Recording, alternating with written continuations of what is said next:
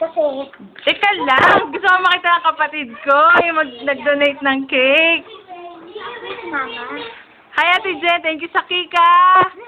Janelle, thank you.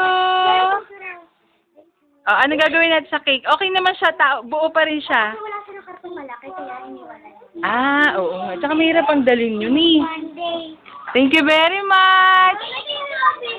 Ate Jen, tingnan mo yung tarpaulin ko. 30 pesos. Lagyan. Wala akong print. Maghanap ako.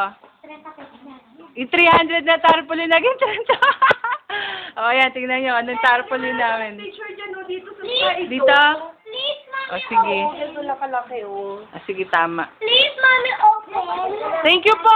Naku, maraming salamat. Thank you. Magniwa at magluluto nag-direct. Oo nga. Ay, sus, Ginoo. Naghihintay pa pala siya ng, ano? Mommy, please open. Not yet, kuya.